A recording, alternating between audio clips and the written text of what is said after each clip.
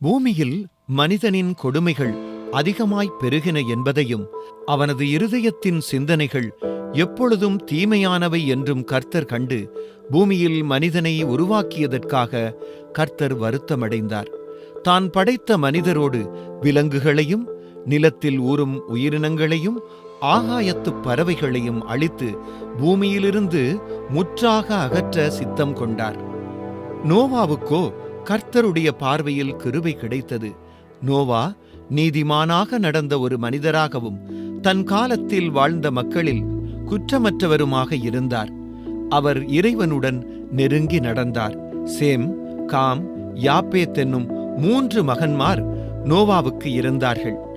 அவர்களுடைய மனைவிமாரோடு சேர்த்து அவரது குடும்பத்தில் 8 பேர் இருந்தார்கள். கர்த்தர் நோவாவிடம் வந்து, நீ கொப்பேர் மரத்தால் ஒரு பேழையைச் செய்து அதில் அறைகளை அமைத்து உட்புறமும் வெளிப்புறமும் நிலக்கீல் பூசி என்றும் அதை கட்ட வேண்டிய விதத்தையும் அவனுக்கு கூறினார். மேலும் கர்த்தர் நோவாவிடம், வானத்தின் கீழ் உள்ள அனைத்து உயிர்களையும், அதாவது உயிர்மூச்சு உள்ள உயிரினங்கள் எல்லாவற்றையும் அழிப்பதற்காக நான் பூமியின் மீது நீரை பெருவெள்ளமாக அனுப்பப் போகிறேன். ஆனால் நான் என் உடன்படிக்கையை உன்னுடன் ஏற்படுத்துவேன். நீ பிழைக்கும்படி உன் மகன்மார், உன் மனைவி, உன் மருமகள்மார் ஆகியோரை உன்னுடன் அழைத்துச் செல்வாய். உன்னோடு உயிர் தப்பி வாழும்படியாக அனைத்து வகை உயிரினங்களிலும் ஆணும் பெண்ணுமாக ஒவ்வொரு சோடியையும் உன்னுடன் அழைத்துச் செல்வாயாக. பறவைகளில், விலங்குகளில், ஊர்வனவற்றில் ஒவ்வொரு ஜோடி உயிர் தப்பி வாழும்படியாக உன்னுடன் வரட்டும். உனக்கும் அவற்றுக்கும் உணவாகும்படியாக உண்ணக்கூடிய அனைத்து வகையான உணவுப் பொருட்களையும் நீ எடுத்துச் சேர்த்து வை என்றார். நோவா கர்த்தர் தனக்கு கட்டளையிட்ட எல்லாவற்றையும் செய்தார். அன்பான பிள்ளைகளே, நோவாவும் அவருடைய மகன்களும் கர்த்தருக்கு கீழ்ப்படிந்து பேழையை கட்டத் தொடங்கினார்கள். ஆனால் மற்ற மனிதர்கள் சிரித்தார்கள். தொடர்ந்தும் அவர்கள் கெட்ட காரியங்களையே செய்து வந்தார்கள்.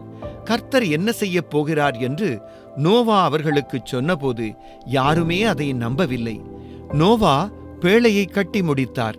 இப்பொழுது மிருகங்கள், பறவைகள், ஊரும் பிராணிகள் என கர்த்தர் சொன்ன எல்லா உயிரினங்களையும் பேழைக்குள் சேர்த்து கொண்டார். அதன் பிறகு நோவாவின் குடும்பத்தாரும் பேழைக்குள் சென்றார்கள். பின்பு கர்த்தர் பேழையின் கதவையும் மூடினார். அதன் பின்னர் 7 நாட்கள் கடந்ததும் பூமியின் மேல் பெரும் வெள்ளம் வந்தது. பூமியின் ஆழ்நீரின் ஊற்றுகள் யாவும் வெடித்து பீரிட்டன. வானவெளியின் மதகுகள் திறக்கப்பட்டன. 40 நாட்கள் இரவும் பகலும் பூமியின் மீது அடைமழை பெய்தது. வெளியில் இருந்த மனிதர்கள் முதல் சகல மிருகங்களும் அனைத்துமே அழிந்து போனது. பேழைக்குள் இருந்தவர்கள் மாத்திரமே உயிர் தப்பினார்கள். பெருவெள்ளம் 150 நாட்களாக பூமியை ஆட்கொண்டது. கர்த்தர் நோவாவையும் அவனுடன் பேழைக்குள் இருந்த காட்டு மிருகங்களையும் மறவாமல் நினைவு கூர்ந்தார். அவர் பூமிக்கு மேலாக காற்றை வீசச் செய்தார். அப்போது வெள்ள நீர் வற்றியது. வானவெளியின் மதகுகள் மூடப்பட்டது. 150 நாட்களுக்கு பின்னர் தண்ணீர் குறைந்தது. 40 நாட்கள் கடந்ததும் பேழைக்குள் தான் அமைத்து இருந்த ஜன்னலை நோவா திறந்து ஒரு காகத்தை வெளியே அனுப்பினார். அது பூமியில் தண்ணீர் வற்றும் வரை போவதும் வருவதுமாயிருந்தது. பின்னர் அவர் பூமியின் மேற்பரப்பிலிருந்து தண்ணீர் வற்றிவிட்டதோ என்று பார்க்கும்படி ஒரு புறாவை அனுப்பினார். பூமியின் மேற்பரப்பு எங்கும் தண்ணீர் இருந்தபடியால் அதற்கு நிற்க இடம் இருக்கவில்லை. அது பேழைக்குள் திரும்பி வந்தது. 2வது தடவையாக நோவா புறாவை அனுப்பிய போது அது ஒரு ஒலிவ மர இலையை கொத்திக்கொண்டு வந்தது. அதை பார்த்ததும் தண்ணீர் இறங்கிவிட்டது என்று நோவாவுக்கு புரிந்தது. 3வது தடவையாக அந்த புறாவை அனுப்பிய போது அது திரும்பி வரவே இல்லை. அதற்கு தங்க ஓர் இடம் கிடைத்துவிட்டது. கர்த்தர் நோவாவிடம், நீ உன் மனைவியுடனும் உன் மகன்மாருடனும் அவர்களுடைய மனைவிமாருடனும் பேழையை விட்டு வெளியே வா. உன்னுடன் இருக்கும் எல்லாவிதமான உயிரினங்களாகிய பறவைகள், விலங்குகள், தரையில் ஊறும் உயிரினங்கள் ஆகிய எல்லாவற்றையும் வெளியே கொண்டு வா என்றார். அவ்வாறே நோவா செய்தான்.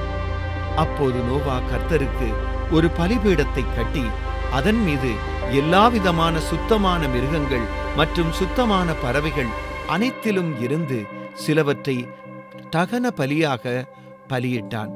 இந்த இதமான நறுமணத்தை கர்த்தர் முகர்ந்து தன்னுள்ளத்தில் கூறிக்கொண்டதாவது: மனிதனது இருதயத்தின் நினைவுகள் வாலிபப் பருவம் தொடங்கி தீமையாயிருக்கின்றன.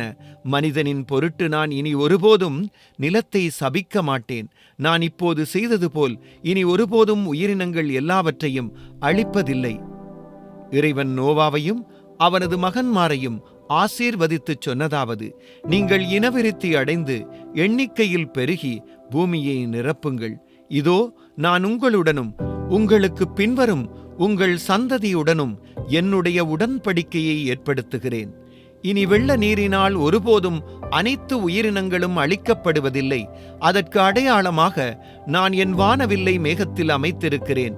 நான் பூமிக்கு மேலாக மேகங்களை வரச் செய்து மேகங்களில் வானவில் தோன்றும் போதெல்லாம் உங்களோடும் எல்லாவிதமான உயிரினங்களோடும் நான் செய்து கொண்ட நித்திய உடன்படிக்கையை நினைவு கூறுவேன் என்றுரைத்தார். பிள்ளைகளே, வானவில் தோன்றியது எப்படி என்று அறிந்து கொண்டீர்களா? அன்பான பிள்ளைகளே, நாங்கள் எப்பொழுதும் கர்த்தருடைய கட்டளைக்கு கீழ்ப்படிய வேண்டும். மற்றவர்கள் கேலி செய்தாலும் நோவா தேவனுக்கு கீழ்ப்படிந்தார். நல்ல அறிவுரைகளை கேட்டு நடப்பது முக்கியமல்லவா? எல்லோரும் தவறு செய்கிற போதும் நியாயமானதை செய்வதை நோவா தெரிந்து கொண்டார். நாமும் தவறான கூட்டத்தை பின்பற்றாமல் சரியானதை தேர்ந்தெடுக்க வேண்டும் என்பதே அது நமக்கு காட்டுகிறது. மழை பெய்யாத காலத்திலும் நோவா தேவனின் வார்த்தையை நம்பினார். நாமும் தேவனை நம்பி வாழ கற்றுக்கொள்ள வேண்டும். பேழையை கட்ட நீண்ட காலம் எடுத்தது. அதுபோல நல்ல செயல்களுக்கு பொறுமையும் தொடர்ந்து முயற்சியும் தேவை. நோவா விலங்குகளை பாதுகாத்தார். இதனால் விலங்குகள், இயற்கை மற்றும் சூழலை சிறு பிள்ளைகளாகிய நீங்கள் பாதுகாக்க வேண்டும். மக்களின் தீய செயல்கள் பெரும் அழிவுக்கு காரணமானது. பிள்ளைகளே, நீங்கள் கர்த்தருக்கு பிரியமானதையே செய்ய வேண்டும். வெள்ளத்துக்கு பிறகு தேவன் வானவில் மூலம் வாக்குத்தத்தம் செய்தார். எப்பொழுதுமே சிரமமும் கடினமும் முடிந்த பிறகு நல்ல காலங்கள் வரும். நம்பிக்கை இதுவே.